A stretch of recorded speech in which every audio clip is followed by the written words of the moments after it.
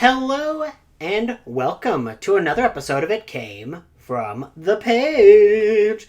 And we are in prime spooky seasons. What better time to break down my top 7 non-fiction books about Dracula?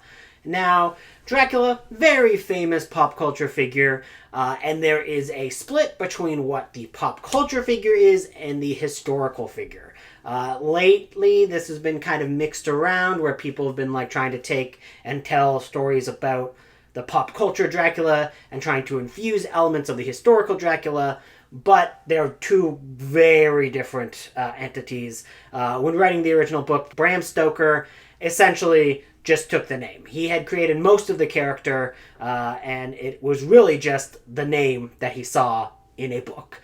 He also never visited Transylvania or Romania or any place like that. So all of that stuff that you know from the Bram Stoker novel is fiction. But there was a historical Vlad the Impaler who has a very long and complicated history. And we're kind of chat about it and go through this as we get into this list. So I haven't ranked this in terms of what is what is best, what is the number one, what is the number 7, all that stuff. This isn't a ranked list. It's actually more of a story list, in that we're going to be start talking about nonfiction books about the place that the fictional Dracula is set in, which is Transylvania. So, and which is part of Romania. Transylvania is not a country. It's a part of a larger country. So it is a part of a country.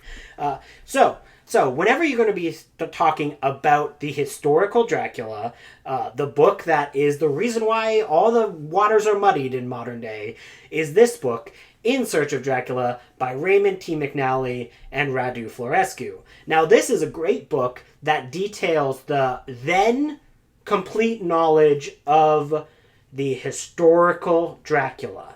So they went to Transylvania and they did legitimate research and tried to find a bunch of old records and get a whole bunch of new stories and visit some of the very famous locations that were impacted by the historical Dracula. Now, this book is great. It's got a lot of great information. It's got a lot of awesome photographs in it, and was a huge hit in the 70s when it came out. And because it was such a huge hit, it permanently altered how Dracula is really portrayed in the modern day, which is where they kind of start to try to bring in all these little ins and outs of the historical Dracula and try to intertwine it with how we know of the pop culture Dracula, which is just Bram Stoker's version of the character. So post-70s, it kind of the water gets a little bit muddied, and it's because of this book. This book is really informative and interesting. There are a few things to note about when you get to this book, though. So this was written in the 70s and was originally published in 1973. So in the early 70s, Romania was under a communist ruler of Nicolae Ceausescu, who was real bad. He has a whole bunch of crimes against humanity tied to his name. He was not a good ruler, and the public eventually ousted him, and he dead now. And if you want to look up that history, it's really interesting. It's really tragic and horrifying and just wild. But a lot of Ceausescu's legacy is still felt in the modern day Romania. And one of the things that he did is he finally opened up the country to outside Western people to come in and actually do some of the research and go and explore a country that was just completely inaccessible to the West. Now, part of the reasons why he was doing that is because he was kind of trying to create Dracula into a folk hero. And in that way, he kind of muddied up the story of Dracula forever by kind of influencing what elements of the story got told. So that's something to just note about this particular book. As far as I know, there is not, I have not read any big takedowns of this or any of the information presented in there, but I do still think it's kind of noteworthy to know that this was written during a individual's reign who had a very specific point he was trying to get across when it came to historical Dracula. So that's something to note. There is I believe it's 2004 Dracula and His Many Faces, which was a updated-ish version of that and kind of like a more fully realized like biography of the historical Dracula. I own that, but I haven't read it yet. So this is a classic, and it is well deserving of its classic status. Just be aware of when it was written. A similar book that was kind of written in the same time period, but only really a few years later. This is from 1976, and this even has an introduction by Radu Florescu and Raymond T. McNally, who are the authors of In Search of Dracula. Now this, A Night in Transylvania, is an awesome book that goes through a lot of the pop culture elements of Dracula, but it also has a very interesting travelogue element where Kurt goes to Transylvania of 1976 and kind of explores and goes to all of the very famous sights and sounds and things that were made famous because of the Raymond T. McNally book. He also deals with a lot of the film history of Dracula and vampires on film, and also goes into some of the general Romanian vampire folklore. This is an awesome book, really fun to read, and it starts in New York City, where I unfortunately this restaurant is closed, but apparently in 70s New York there was a Dracula restaurant, and it sounds amazing. And the book starts there.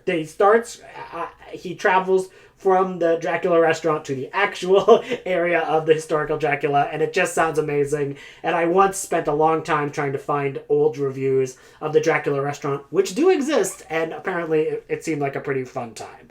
So yeah, I definitely would recommend this for somebody who is just kind of into fun travel logs and also wants to get a kind of like a better understanding of pop culture and how they talk about Dracula. In particular, especially in the 70s, you can definitely feel the influence of In Search of Dracula. I mean, obviously, because there's an introduction by the writers, but you can kind of see where the discussion kind of has shifted about Transylvania after the 70s.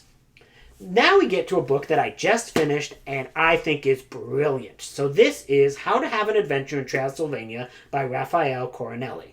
Now, I'm actually quoted on the back of this book because I've reviewed other travel logs that Raphael has done.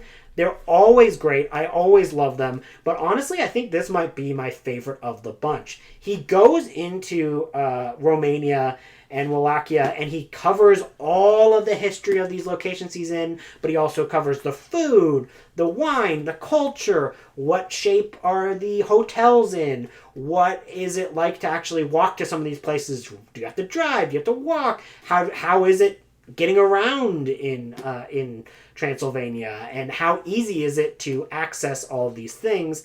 And it goes into a lot of folklore, and it's not hyper-focused just on Dracula, which is a very nice change of pace. It goes into the history of Romania as a whole and uses it to kind of talk about even some more lesser-known elements of Transylvanian folklore. And yeah, I loved it. It has all kinds of amazing photos in there. Raphael is a great writer to kind of get you into a time and place, and it is brilliant. If you're at all interested in actually traveling to Romania, you should read a book like this because it's going to actually give you accurate information. So this is written after Ceausescu has fallen and the country is no longer under communist rule, because this was written in 2023. So you're going to actually find details and tips here that you can actually use. Now, I love A Night in Transylvania and In Search of Dracula, but it's not useful for a modern parlance. And honestly, I think that the way that this book discusses the area and, like, you know, goes through, like, famous like statuaries and a lot of food and wine, and even like introduces me to things that I'd never heard of, like an underground amusement park in a salt mine. It's amazing. It's outstanding. If you're at all a person who is into travel logs, I give this the highest recommendation. Another out of the park, amazing success by Raphael. So highest recommend for that one, especially if you're actually looking to go there in the modern day. It's important. Now we kind of move into the pop culture version of Dracula. So starting with the only book that I don't own physically, this is Powers of Darkness, the Lost version of Dracula. So what this is a translation of the Icelandic version of Dracula that was released when the book was contemporary. It is very different from the Dracula that we know from Bram Stoker's Dracula, and this book is also kind of split 50-50, where a huge portion of it is talking about a nonfiction breakdown of how did they find this, how did people realize it was different, what could this version be? Could this be based on an early Bram Stoker script? How much of this is ideas that Bram has brought to the forefront, and how much of this is interpretation by another culture who is kind of taking this story and changing it for their own. Dracula is a very interesting story in that it is a very much made by somebody who's never entered the country, and there is a lot of, you can kind of get a lot of racism there in terms of like trying to portray the Romanian people, and especially the Romani people, in a way that is not, it's not great. It doesn't hold up in the modern day, and it's clearly written from somebody who actually didn't experience those things. So, that being said, there is a lot of different cultural interpretations of Dracula that makes the story have a little bit more meat to it, in that this is a story that people can translate and kind of shift to their own culture in some very interesting ways. The original 1931 version has a completely different Spanish version that was filmed on the same sets and was just filmed after filming on the 1931 film had stopped. So there is a alternate version of the Universal's Dracula, which is, most people call it the Spanish Dracula at this point. But back in the day, before people really just created dub tracks or subtitles for movies, oftentimes they would actually film a movie twice. And they would just refilm it with actors in a different language so that they could just use that version to export across the world, instead of just having a different language track or subtitle track. So it's an entirely different view of the story, and it's really interesting. There's a lot of unique elements of that Spanish interpretation of Dracula. So on most Universal DVDs, that should be included. So you might own this and not even realize it. So that's worth going into. There are Japanese interpretations of Dracula. There's a lot of culturally significant interpretations of a very white story. So it's just very interesting in that regard, that there is something a little bit more to the story than just being racist. There is more elements to it than you would think. So yeah, and this is a great novel. Powers of Darkness is a great novel to kind of kick off your exploration into the literary Dracula. Next up is a book which is an entirely so this is A Dream of Dracula by Leonard Woolf.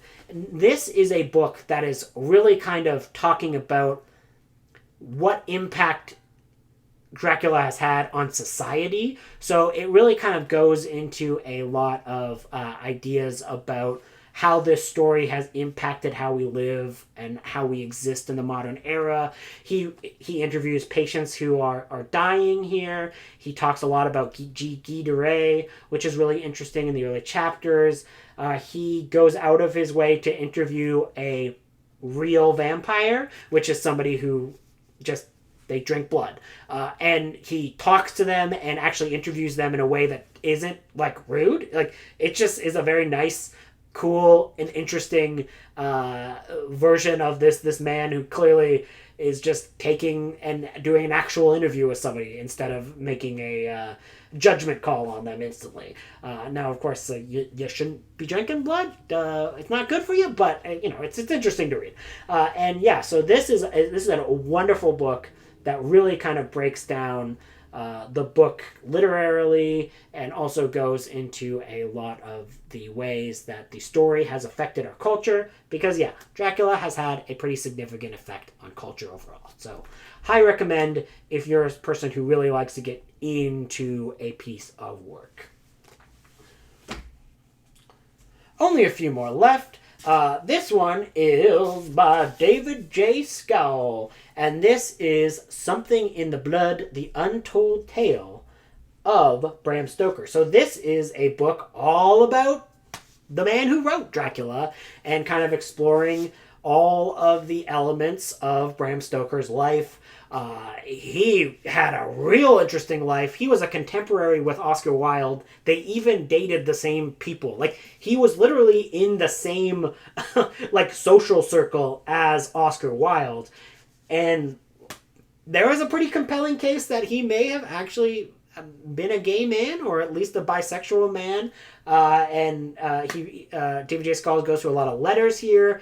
And there's some interesting things in it. And it's really a great look at somebody who very much shaped pop culture, and it doesn't mince words about the more controversial elements of his work, and especially not glossing over the racist elements of his work. So this is one of those that is just a straight up talking about a person's life, talking about how they viewed society, and does not shy away from getting into some messy topics, which is commendable from a standpoint of doing a biography. You're just expressing and pointing out and exploring all facets of a person's existence. So yeah, really like this.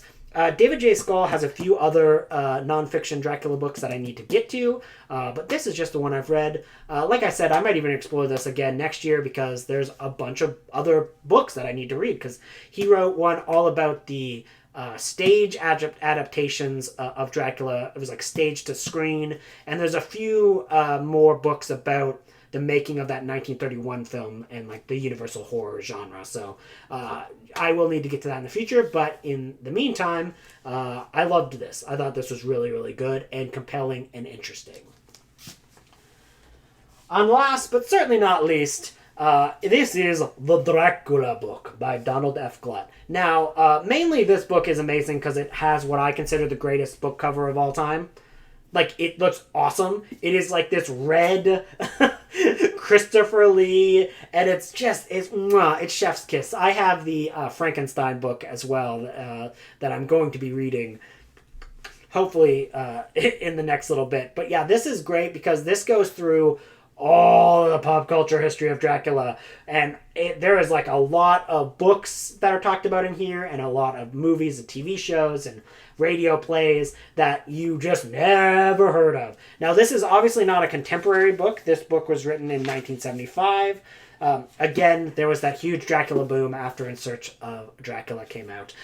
So this goes through and talks about everything up to a certain point. And this is where I learned about Count Dracula's Canadian Affair, which I own. And that book is extremely rare. And I didn't realize how rare it was until I bought it for pretty cheap off of eBay, and then found out it only sells for crazy prices now. And I was the only person on Goodreads to have reviewed Count Dracula's Canadian Affair. So, for nothing else, it brought us Count Dracula's Canadian Affair.